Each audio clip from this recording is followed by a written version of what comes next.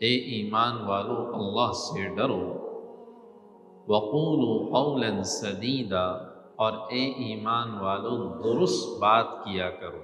جب بھی کوئی لفظ زبان سے نکالو تو درست بات اپنی زبان سے نکالو۔ اس کے ضمن میں مفسرین کہتے ہیں قولا سدیدا کا مطلب کیا ہے؟ قولا سدیدا کا مطلب یہ ہے کہ پہلے سوچ کر بولو اور پھر بولنے کے بعد بول کر سوچو کہ تم نے اس زبان سے کیا کہا۔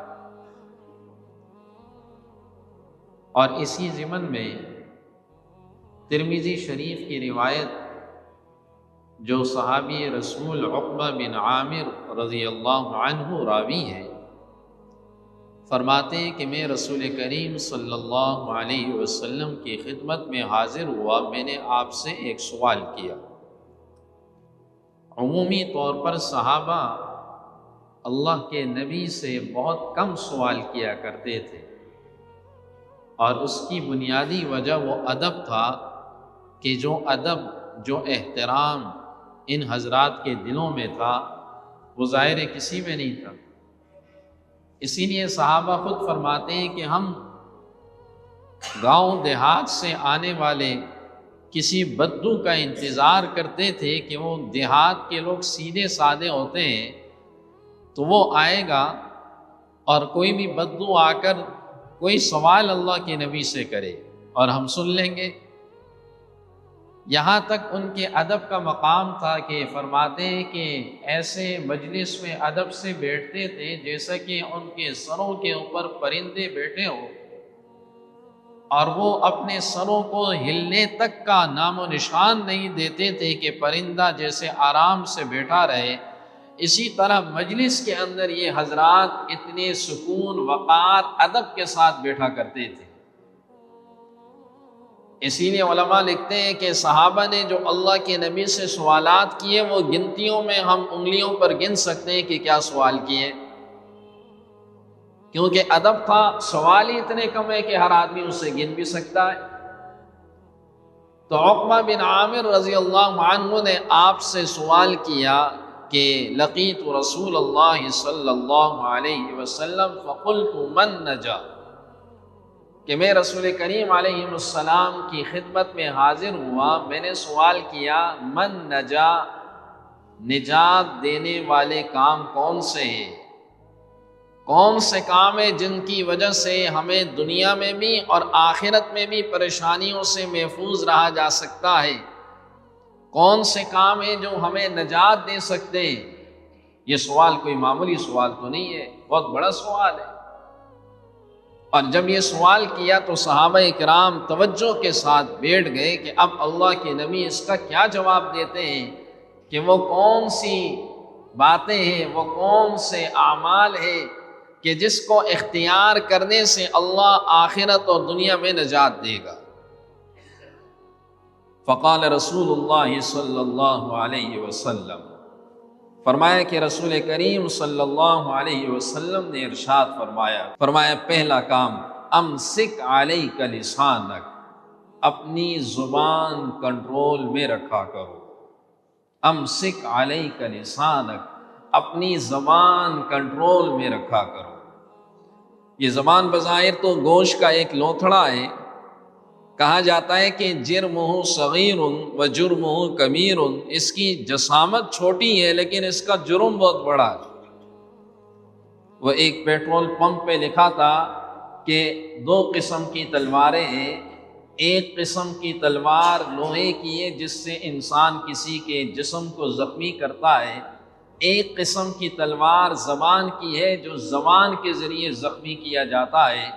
اور پھر اس کے آگے لکھا تھا کہ تلوار سے دیا گیا زخم آخر ٹھیک ہو جاتا ہے، زبان سے دیا گیا زخم ٹھیک نہیں ہوتا۔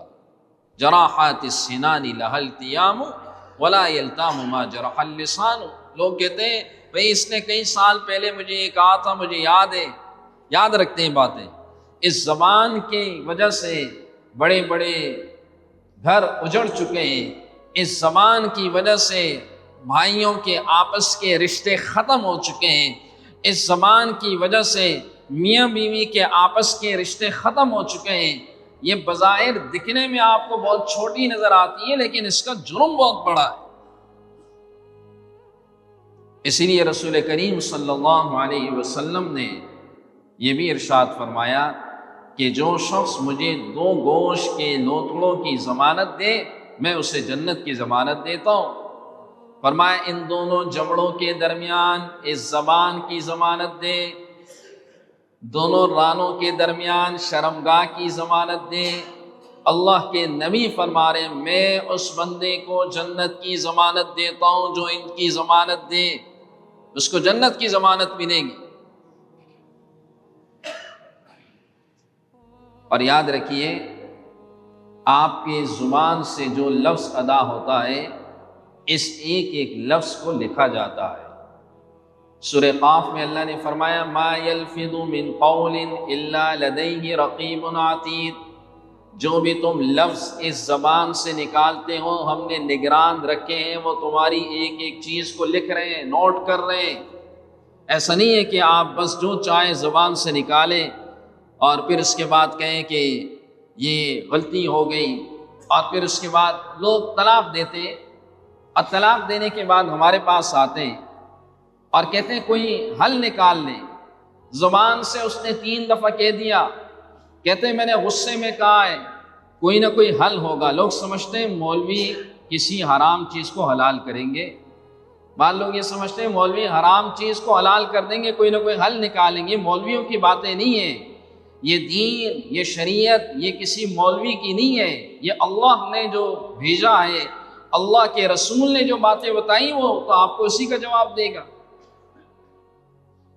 ہمارے استاد کہتے تھے کہ ایک مدرسے میں ایک مالی رہا کرتا تھا، اور مالی جو پودے کاٹتا ہے، اور وہ مدرسے کی ایک سیڑھی تھی، اور ایک دن کہنے لگا کہ یہ سیڑھی مجھے گھر کی اجازت کے لیے دے دے، میں یہ گھر لے جاتا ہوں اور گھر کے اندر میرے کام آئے گی۔ تو مدرسے کے ذمہ داروں نے کہا کہ بھئی یہ تو مدرسے کی وقف کی چیز ہے، یہ آپ نہیں لے جا سکتے۔ تو چونکہ مولویوں کے ساتھ رہتا تھا، کہنے لگا کوئی حاشیہ واشیہ دیکھ لو، کوئی راستہ نکل آئے گا، کوئی حاشیہ واشیہ دیکھ لو، کوئی راستہ نکل آئے گا۔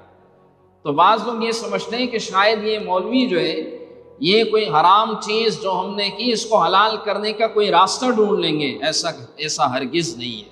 آپ نے زبان سے یہ بول نکال لیے، طلاق کے بول آپ نے زبان سے ادا کر لیے، یہ تیر نکل چکا ہے، اب یہ واپس پلٹ کے نہیں آ سکتا۔ اور کہتے ہیں ہم نے غصے میں نہیں، غصے میں انسان دیتا ہے، خوشی سے تو کوئی بھی نہیں دیتا۔ اسی لیے وَقُولُوا قَوْلًا سَدِيدًا، نکاح کے خطبے میں یہ آیت پڑھی جاتی ہے کہ یہ رشتہ بڑا نازک رشتہ ہے، اس کی نزاکت کو سمجھے، اس رشتے کی اہمیت کو سمجھے، کتنا اہم رشتہ ہے۔ لہذا جب بھی اس رشتے میں زبان سے کوئی لفظ نکالو گے پہلے سوچنا، پھر اس کے بعد زبان سے نکالنا بھی کیا کہہ رہے ہو، اس بات کو تولنا، اس کے بعد اپنی زبان سے نکالنا۔ امسک علیک لسانک، فرمایا کہ اپنی زبان کو کنٹرول میں رکھو۔ آپ نے اکثر رکشوں کے پیچھے اور گاڑیوں کے پیچھے بسا اوقات بڑے قیمتی جملے لکھے ہوئے دیکھے ہوں گے، اور بعض جملے ایسے ہوتے ہیں کہ انسان کے دل کو لگنے والے ہوتے ہیں۔